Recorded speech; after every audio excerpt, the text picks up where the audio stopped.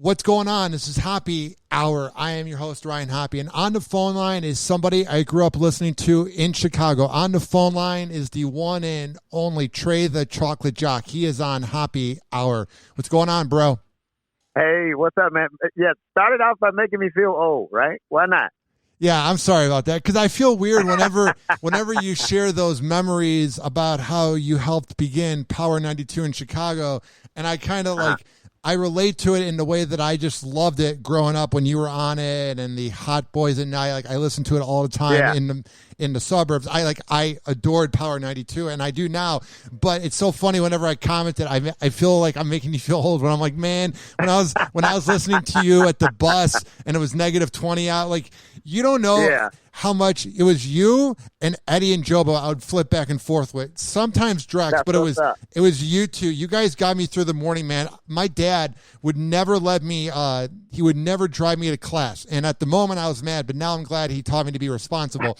So it would be -20 out. I would have to shovel the snow and I would have you guys on in the morning.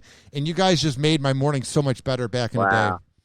You know what, man? It's crazy because I'm getting a lot of that, man. You grew up just on YouTube the other day, actually Saturday, and just scrolling because I'm Alex Dupre and I, my co-host on my podcast, we're putting together like a documentary on some things. I don't really want to speak too much on it, so I'm just on YouTube searching, and this guy was like, he was talking about Chicago radio in the early 2000s, mid 2000s, and he had my name there, and I'm like, what is this guy talking about? So he basically said the same thing you said. He grew up listening to me. And I'm like, you guys know I was just in my early 20s when this was happening, right? So, you know, I'm just making 40. So, but no, I appreciate it, man. And I've been watching you over the years. Yeah. And I just want to shout out to you. You've been doing your thing. You know, you were on the air in Cleveland doing the thing on the show. And it seems like you've found a home there in Tampa, and you're doing your thing, and you're spreading out, and you're on the air. So kudos to you, man, because, you know, this is a marathon. You never stop. You just got to keep going. Oh, yeah, and I'm definitely, I guess I would move if there's another opportunity, but we're in the middle of a pandemic, and I don't really see any openings, and I'm just kind of never been happier in Tampa because doesn't it feel good when you work somewhere and, like, you begin to, like, make it feel like home? Like it's a job to you, but there's something about when it begins to feel like home is where it's kind of refreshing. Yeah, you seem happy, man. You got a cute chick going. You're down in sunny Florida, man. It must be the life, you know. How do you like it? For you. How do you like it in Texas? Because I know from what I've when I've listened to your show on air and when I've watched your interviews online, what I really like is that you bring that Chicago attitude, the Chicago swagger, and like the major market sound to Texas. So how much work does that take to bring it to a smaller market but show everybody this is how real hip-hop radio is done? Well, it's funny you say that because that is what I try to do. I implement everything that I've done in the major market, and I just bring it down here to the smaller market that I am. So I am, of course, I'm on air here, but I also oversee 5 different radio stations. I also have R&B station, a hip-hop station. I have a country station. We have a classic rock station, and I also run a news talk station. So I apply all of what I've learned in Chicago from listening to WBBM and you know, I was about to say US 105. That's the one down here, but US 99 in Chicago. So I just take what I've learned from the bigger markets and just brought it down here. And life is beautiful, man. Life is great down here in Texas. Cannot complain at all. What's the best part about living in Texas that you didn't think you would find out when you lived in Chicago? The fun I'd have. You know, I'm outside of Austin, Texas, like right on the Fort Hood Army base, the biggest installation in the U.S. of Army bases. So I'm 2 hours from San Antonio. I'm an hour from Austin. I'm 2 hours from Dallas. I'm 3 hours from Houston. So I'm right in the middle of Texas. And just all the fun that I'm having, you know, just exploring the stuff that is, you know, normal to most Texans is a wow factor for me, you know. So I'm loving it down here. They eat a lot of barbecue. And The best part about when you move to a different market, because Cleveland was essentially just like an armpit Chicago. Like there really wasn't that much of a difference. It just wasn't Chicago. But like when you move from like Chicago to Florida, and then I'm guessing Chicago to Texas, it's kind of fun being the like hardworking Midwest transplant where the things that Texas people or the things that Florida people would find normal, you're like, what the hell? Right. Well, in the part I'm in Texas, like I said, Fort Hood on the Army base, there's a melting pot of cultures here. So you got people from New York and Florida, from Philadelphia, from Detroit. They're all over. And I've been told that where I am is the most un-Texas town in Texas. So, what I'm bringing is just an addition to what's already down here in terms of, and there's a lot of people here from Chicago. I go out to different restaurants. Oh man, I grew up listening. I get that. I grew up listening to you a lot while I'm down here. So man, it's not that much. It hasn't been that much of a culture shock because, like I said, the people who are here in this particular area in Texas are not from Texas. So they're liking what I'm bringing here. When you were working at Power 92 and you wrote in that post that you came up with the slogan and you were there since day one, did you know in the moment that you were making an impact on people's lives? Like, did you know that you were bringing a new flavor to Chicago radio, or were you just kind of going for the ride? No, we knew because people were looking for an alternate to WGCI. So we knew that we were presenting something different, and everybody wants to run to what's new. So we knew we were doing something different, that we knew that this was groundbreaking. We knew that it was historic, but I think we wasn't, what's the word here? We weren't appreciating it. Let's put it like that. We weren't appreciating it, But I look back on it and I look at old pictures and I'm like, wow, that was great. That was a great time. So yeah, we knew what we were doing at the time. What I liked, and this is coming from me being a diehard radio fan, but you would have like really good production on your morning show. And I don't think you really got that anywhere else in Chicago radio because it was all corporate. It was like you would have these like sound effects when you were going into a news break or something, and like just kind of like laying there. And because I grew up very middle class, so like my house was like a smaller version of the house in Roseanne or Married with Children. So I was always freezing. I had a heater in my room, and there was something about the way with all the sounds on your morning show, it like kind of like set the mood of like me waking up. So like, were you aware that like the way you guys were sounding was different than everybody else? Well, I worked on a morning show. I worked on Crazy Howard McGee's morning show on WGCI, and I also was producer of that show. And as the producer, you're behind the scenes, so I'm helping. I was really like a paid gopher. I'd be the guy that would go get the breakfast for the morning show, or go to the store if somebody needed something. But of course, I was running the board, and I'd run the morning show, and there was a whole lot of bells and whistles that would happen during his morning show that basically I think I was a good candidate. Well, I was told that I was a candidate for the morning show because I had worked on a morning show before. Yeah. So I know, how to do it, how to, if something happened in the news, hurry up and spoof it, hurry up and give make fun of it. So that was one of the elements I learned. But yeah, learning behind, Kelly G and those guys at WGCI, that kind of put me in the mode of, we're doing the show. So if, there's something to clap about, play the applause. If somebody did something horrible, hit the boo button, So it's all a part of this theater of the mind, you know what I'm saying? And I always try to, even today, I always try to, paint that picture in the people's minds. Were you at WGCI working on the morning show? Because I think I've read about it somewhere. And Robert Feeder, he'll share Robert Feeder will share memories of what happened on that day.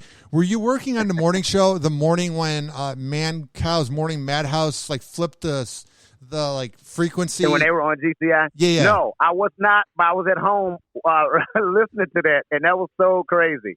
Because at the time the morning show they were transitioning. It was Steve Harvey that was doing mornings, and at that time when Steve Harvey left because Steve Harvey was doing a morning show at WGCI, and then he abandoned them. He stopped coming. He stopped showing up. Wow. Because he was doing the show in L.A. Yeah. So for a period of time, they had the producer at the time who was Jimmy Jam, and they had his co-host, Gene Sparrow.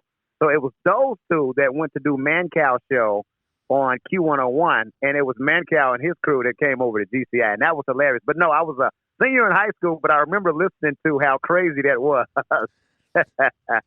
Yeah, man. Good old days. Does it make you kind of, I don't want to use the word sad, but to me, I would say the only personality radio that's left in Chicago, I would say that's non-talk radio, is probably Fred on Kiss FM. And I am also a little bit biased because I've been friends with him for 8 years, but it just seems like that era, man, of like, I guess you could say Mancow, Crazy Howard McGee, you, Eddie and Jobo, Drex, even Eric and Kathy, like back in the day. Like it seems like that era of like exciting Chicago radio. Like when I go back, I only listen to Fred. You know what I mean? Yeah. Well, I haven't listened to any of those shows, man. I'm completely honed in on my market in Texas. But when I go home, so the thinking of radio these days is if you're outside of the morning show, we don't want you to talk long. We don't want you to have any personality. Just go in there and play the music and talk about what's happening on the radio station. And, that's it. We'll pay you some money, and that's about it. So you can't be on in the morning. You can't be on outside of Morning Drive and, have an entertaining show. So that's really what it is in Morning Drive. And certain companies are like, set up, play the music, outside of Morning Drive, So I don't know, man. It's different these days. PDs are looking for different, more so social media these days. If you're a star on social media, people start putting you on the radio, and that doesn't take away from you being a social media star and you're on the radio, but it takes away the fact of coaching a radio personality to be compelling and entertaining and memorable, So it's a different level of playing these days, I don't necessarily agree with it, but I mean, it is what it is, I think it'll eventually come back to a personality radio because people, when you turn on the radio today, I can go on YouTube and Pandora and Apple Music or whatever to hear what I want to hear in terms of music. And I don't have to wait and pay attention to commercials of products I'm not going to get or buy. I can easily just go and play my music on demand. When I'm listening to the radio, I want to hear, what do you think about the George Floyd trial? What do you think about the Capitol riots? What do you think about, this type of stuff? So I just think more PDs need to coach their talent as of being personalities as opposed to just being like hype men and hype women on the radio, Yeah. It's a different day, man. It was weird. So I was driving around, man, that Derek Chauvin guilty verdict is just like a memory I'll never forget. I'll never forget this. So I was at the laundromat, and it was going on like 4:25, 4:30, and our local news is called Bay News 9, and they were like covering it, and they were covering it really well. This local news reporter was doing a great job. And then I'm like, I want to go home and watch the verdict because I'm done with the laundry. So I'm driving home from the laundromat, and I turn on the radio, and we're like 29 minutes away from like 5 or 5:01 when it was read, and like nobody was covering it besides where I work at, 102.5 The Bone. And to me, man, that was the most 2021 way to explain radio, is something that is going to be talked about forever and kids will learn about in class. Music radio is like, no, we got to play the same Doja Cat song. And I just thought that was sad, man. Yeah, that's the date. That's the time and age that we're in, man. And, sometimes this isn't done on purpose. If you're a music station, play the music. If you want to hear news, turn to the news station. So, that's how it is. But I understand what you're saying. Like, no matter what time of day it is, if there's news or breaking news, let's talk about it. That's what radio is for.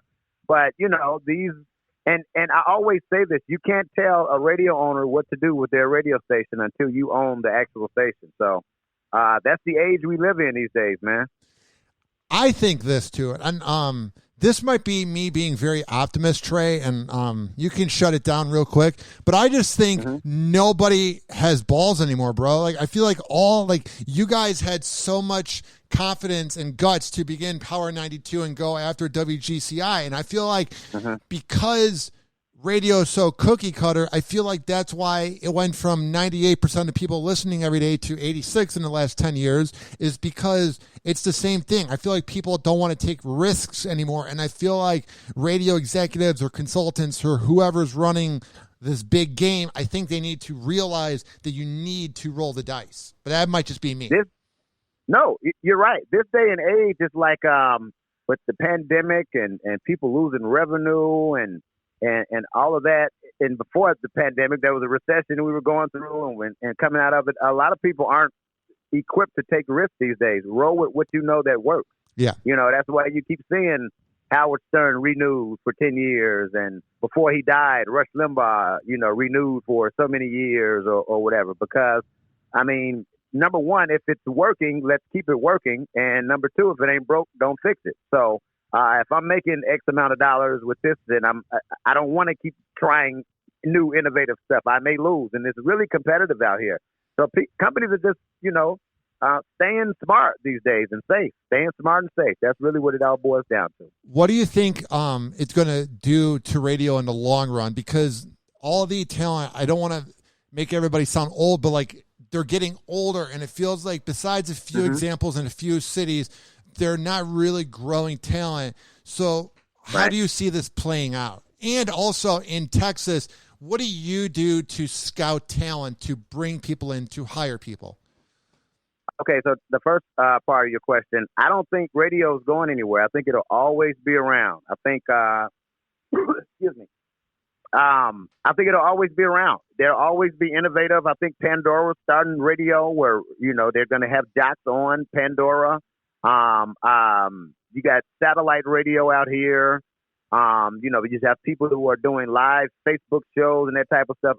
The medium will evolve, but I think radio will still stay the same. It all started in the early 90s, mid 90s, where they started having entertaining morning shows on TV. And people were asking what happened to morning radio. Where you have shows like, for instance, that's a morning show that's on TV, like in Chicago, the WGN Morning News. Yeah, that's a news show, but it's also a morning show because they're wacky, they're goofy, and they're also giving you information as well. You had shows like Good Morning America. I'm trying to think of just morning shows. When you go across the country, you have your local shows where they're just doing entertaining, and radio is still stood the test of time throughout all of that. So I think it'll always be the same. Radio will always stay the same. Other mediums will evolve. What I'm doing here in Texas, basically, so being that this is a smaller market, I have a lot of automation. I only have like 2 live people on the air on each station. And that's what I'm on. I'm on social media. Who's on social media? How well are you engaging your audience? Because 1995, or even 2005, it was who had the hottest demo, who had the hottest air check or whatever. Now it's how many followers do you have, and what are you doing to engage your followers? We don't care if you have any radio sense of humor or any training in that. How many followers do you have? Because people in these companies are thinking money. Yeah. If I have a guy on who has 5,000 followers, and I can promote my product on his Instagram or whatever, and I can give this person a product to be a social influencer or whatever, I'm going to roll with that person because I know that this person is bringing in results. Same way with radio and comedians. They know that this person has already had a certain amount of notoriety, and they're going to bring their audience to my audience. So that's what it's all about these days. You being able to engage an audience and bring your audience with you. So before I let you go, I ask this to all my guests, and I think you'll have a good answer. When it's all said and done, how do you want people to remember Trey the Choklit Jok on the radio? The guy who had memorable moments. I still have people that inbox me or just, I remember when you hung up on Russell Simmons. I remember when Superhead hung up on you. I remember when Rick Ross tried to fight you. These are things that have happened like 15, 16 years ago that people are still, like I had a soap opera, a produced soap opera on the air called Dem Damn Rat. It's on YouTube now, actually. people still to this day are asking, I miss them damn rests. This is stuff that has happened 15, 16 years ago when I did mornings that people still remember.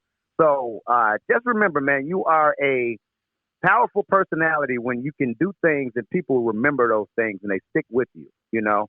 So yeah, that you remember what I did on the air, that I was the guy who raised eyebrows. Because remember, people remember those people as opposed to just a regular jock, a regular guy just being on the radio, you know, talking in front of a ramp to a song and that, you know, if you're a liner jock, personalities are more remembered than just regular jocks. So just remember that. I'm going to remember something that Howard Stern said on the radio before I remember something that just pick a jock, you know, that's on the air overnight or whatever. You see what I'm saying? So yeah. 'cause these are people who have made a stamp in their market or who they're catering themselves to. For people that want to check out everything you're up to and the different attitude you bring to radio, where can they find you online and on the radio? Well, I'm on the air every day, Monday through Friday at B106, myb106.com here in Central Texas. And I'm on all social media at Trey The CJ, TreyDaCJ. Just follow me. I'll follow you back, and you can come into my world and see the cool life that I live. Well, dude, it's been a lot of fun having you on the show. It's crazy because I just was a big fan of what you did growing up. So keep up the good work. And if you're ever in Tampa Bay, hit me up. I sure will. You keep up the good luck down there as well, man. You have a bright future. So keep going, dude. Awesome. Thank you, bro. All right, man. All right. Peace.